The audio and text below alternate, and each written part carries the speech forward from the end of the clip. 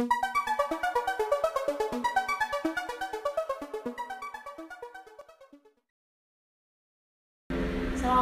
warahmatullahi wabarakatuh.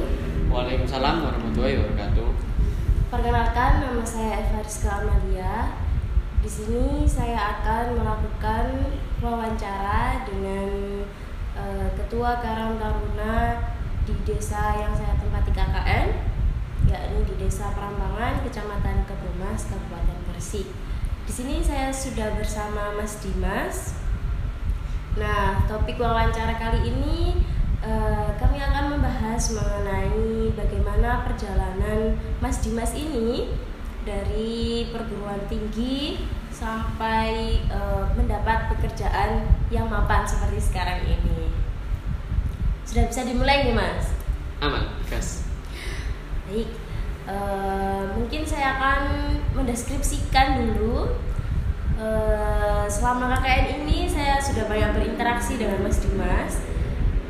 Beliau ini adalah seorang yang humble, kemudian sangat aktif saat ada kegiatan program kerja bersama teman-teman KKN. Beliau selalu menyempatkan hadir dan membantu kami.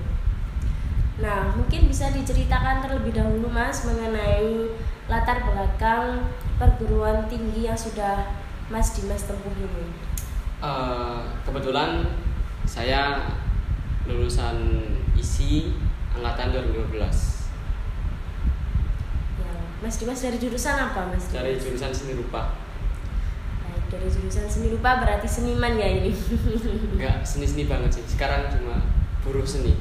Ya, buruh seni.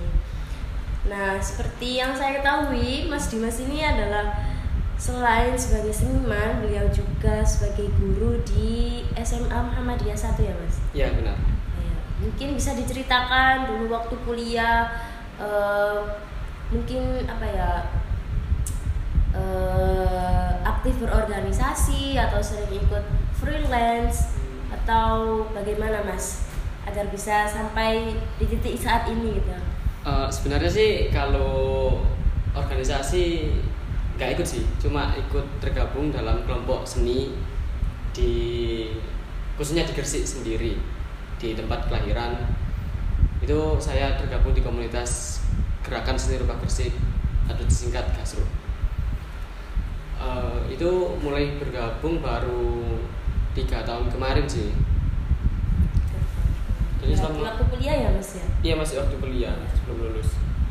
Terus selama kuliah itu gak tahu ya kenapa kurang minat sama organisasi dalam kampus. Jadi lebih aktif ke luar kampus. Kebanyakan kalau freelance gak ikut orang sih. Pernah ikut itu sama orang luar negeri. Itu cuma kayak ngirim desain atau apa gitu. Yang waktu kuliah itu lebih fokus di bidang mural. Jadi kayak lebih sering terima order dari kafe atau tempat-tempat lainnya kayak rumah. Ya, berarti sudah bisa dibilang sebagai seniman yang handal ya, karena sudah banyak melewati pengalaman-pengalaman selama kuliah sampai saat ini. Terus gimana, Mas, waktu pengalaman jadi guru kemarin itu gimana? Kan biasanya, bentar ya, Mas, saya salah dulu. Biasanya kan kalau habis lulus kuliah itu bingung gitu. Ya, gimana ya, nanti kerja apa? Terus masuk jadi guru lah. Terus gimana ini kok bisa jadi guru saat ini itu gimana? Kalau jadi guru itu kebetulan saya alumni dari salah satu dari sekolah ini tadi, SMA Muhammadiyah Gresik. Ya. Kebetulan saya kan kenal juga sama guru seni rupanya. Nah, ketika saya kuliah kan dibimbing waktu masih SMA dibimbing sama Pak itu tadi, namanya Pak Yoni. Nah, itu ketika kuliah mau lulus itu beliau calling saya buat ngajar di sekolah itu. Jadi sebelum lulus sudah dipanggil buat ngajar. Sangat hebat sekali. Ini juga berkaitan dengan materi yang sudah saya terima kemarin waktu ada mata kuliah pengembangan karir, bahwasannya kalau sudah ada dua pilihan. Jika ada dua pilihan, seseorang yang sudah banyak pengalamannya, terus yang satu lagi juga sudah banyak pengalamannya tapi lebih ke spesialis apa mas, desain grafis ya? Enggak, spesialisnya ke bidang seni rupanya. Oh, di seni rupa. Dan beliau ini menekuni di bidang tersebut. Jadi apa ya, mempunyai nilai plus tersendiri sehingga beliau bisa melebarkan karirnya, ikut freelance, kemudian bisa diterima, kemudian mengajar juga, dan masih banyak lagi. Terus bagaimana ceritanya saat itu mas dipilih jadi ketua Karang Taruna? Wah, kalau dipilih ketua Karang Taruna itu kebetulan sistem di Desa Prambanan itu musyawarah. Musyawarah ya? Iya. Jadi teman-teman sama beberapa pendiri desa itu ngadain musyawarah gitu, terus alhamdulillah kebetulan saya yang terpilih. Berarti Mas Dimas ini sudah dipercaya sekali ya? Alhamdulillah.